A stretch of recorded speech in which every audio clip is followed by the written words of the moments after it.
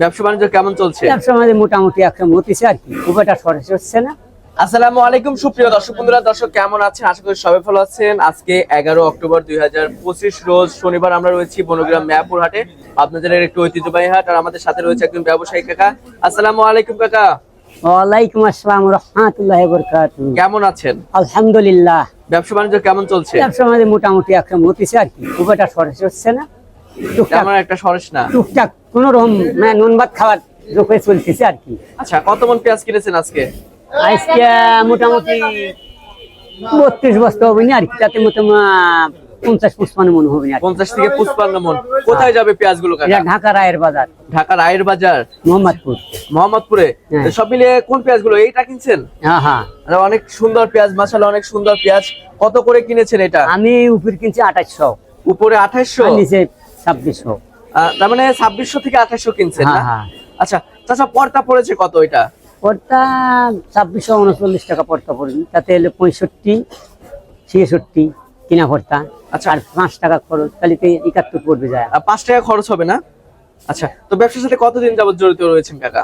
তাতে প্রায় তো 15-16 বছর তো হয়েই গেল। 15 থেকে 16 বছর। পেঁয়াজের দাম কি বাড়ার সম্ভাবনা আছে সামনে? এখন কি হবে তা বলতে পারিনি। কৃষক যারা রয়েছে, যারা পেঁয়াজ চাষি রয়েছে, তারা কি ন্যায্য মূল্য পাচ্ছে এখন? শুনলাম যে বেসন ফুরিয়ে গেলে পরে মোটা পেঁয়াজ একটু চাহিদা হবে। আচ্ছা আচ্ছা। মোটা পেঁয়াজের দাম যেহেতু আজকে 2800 রয়েছে, যেটা বেসন রয়েছে সেটার দাম কত আছে? 22-23 না? আচ্ছা, তো চাচা মিয়া, এলচি পেঁয়াজ কি দরকার আছে আমাদের বাংলাদেশে এখন? না না না, এই বাংলাদেশের ফিজি তো পরিবেশ পাচ্ছে না, তার এলসি দিয়ে কি করবি? সেটা তো আছে। তো ঠিক আছে চাচা, ধন্যবাদ আপনাকে। দর্শক, আমরা সরাসরি একজন চাচা মিয়ার সাথে ছিলাম। চাচা কিন্তু রায়ের বাজার যাবে না, মোহাম্মদপুর রায়ের বাজার যাবে। এই পেঁয়াজগুলো কিনেছে, হাটের সেরা পেঁয়াজ কিনেছে চাচা।